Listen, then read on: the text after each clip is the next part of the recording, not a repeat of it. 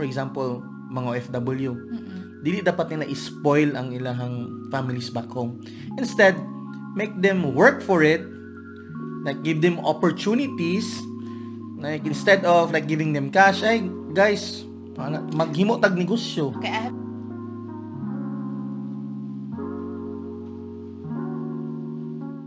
What's up world? Welcome back to the Mighty Noity channel. And in this episode, our topic for today, why Filipinos don't get rich.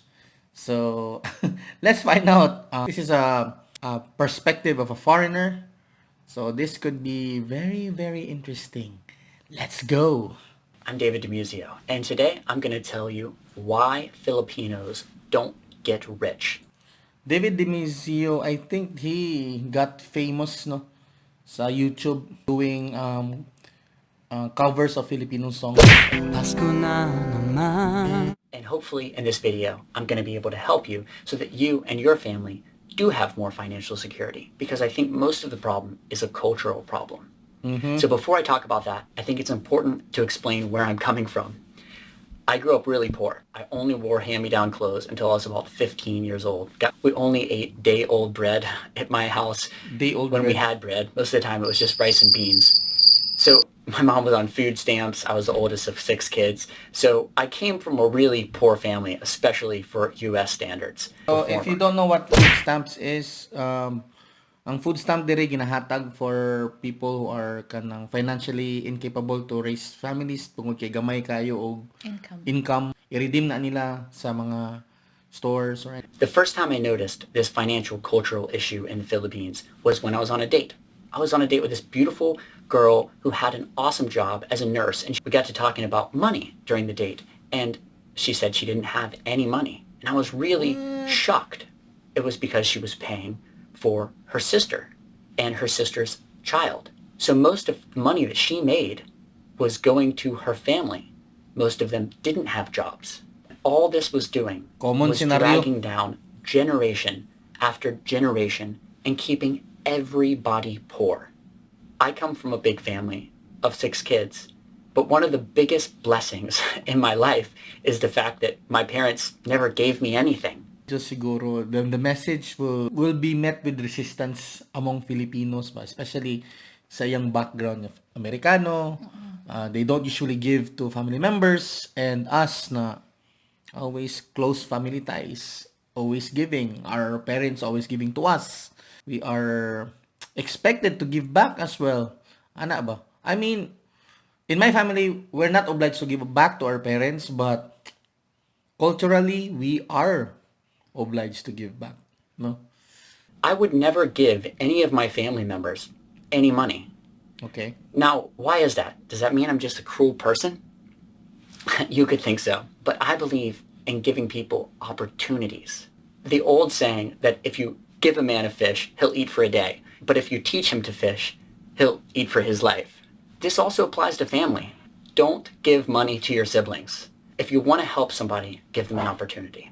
Say, oh, well, Agree ko adto, dili siya applicable sa Filipino. We're expected to give cash, money. Because this is experience. Kaingon siya nga, do not give your siblings money because the America na ay social welfare na sila fallback, no? Maghatag og like food stamps. How about the Philippines? It's very difficult. if you're in a position of financial security yourself already, and what I mean is you've already got all you need, you're making money just off interest, you're above and beyond your means, you're financially stable, you're not living paycheck to paycheck, okay, then help your parents or help your grandparents. But if you're just living off of basically what you earn and have a little bit of savings, Okay. then by giving money to your grandparents or your parents, you're actually just hurting their future generations. You're not uplifting the family. You're not taking the family to another level financially, and you're just keeping everyone down. So you're actually hurting everybody by helping them. And you know what? They're already old. I mean, they've already made their decisions in their life. So at this point, you've got to make your decisions. By not helping somebody today, you're putting yourself in a position where you can help them in huge ways and even bigger ways tomorrow and years from now.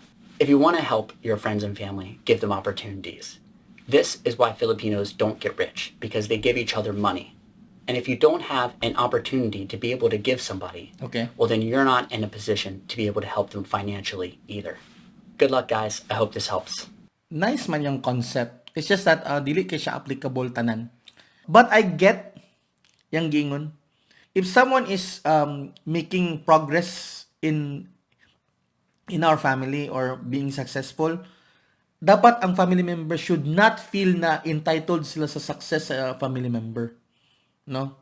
And dili dapat mahimog enabler ang person nga nakaangat sa buhay. For example, mga OFW. Dili dapat nila i-spoil ang ilahang families back home. Instead, make them work for it, like give them opportunities. Like, instead of like giving them cash, ay, guys, maghimo tag negosyo. Okay, I have a question. Would you consider sending for instance, your sibling's child to school as an opportunity? Would you do that? That's still sending money. No, it's different because it's money going towards education. Pero money na, okay, you don't know how to handle cash, I will give you, that cash will be gone. To me, education is an investment. Some of the Filipino overseas workers that I know, they help send their siblings, children to school, and that's still sending money, and that's still giving opportunity, and that's how we Filipinos are actually. It's like That's how we see our things. obligation to uplift our family back home, because if we don't, that is just how we are. Like what you've said earlier as well, we don't have food stamps. It's different in the Philippines. Walay So, social welfare dito, no, who will take care, natay fallback or something that the government would help us. oh, and I also know someone nga tibok gid family tungod kay nakaabot na siya abroad, siya gigapakaon, and I think that's very unfair. Like Yeah, she that- feels so much Pressure. obligated, and at the same time na feel niya mo siya gigamit. Nagi mga family members na who would like not work, Oo. not do anything because nagsalig na lang because money is coming from abroad or coming from the most successful family member. So they think that they are entitled to the money or to the success. That is why pag ang perspective ang opinion ni David na this will keep every Filipino family down.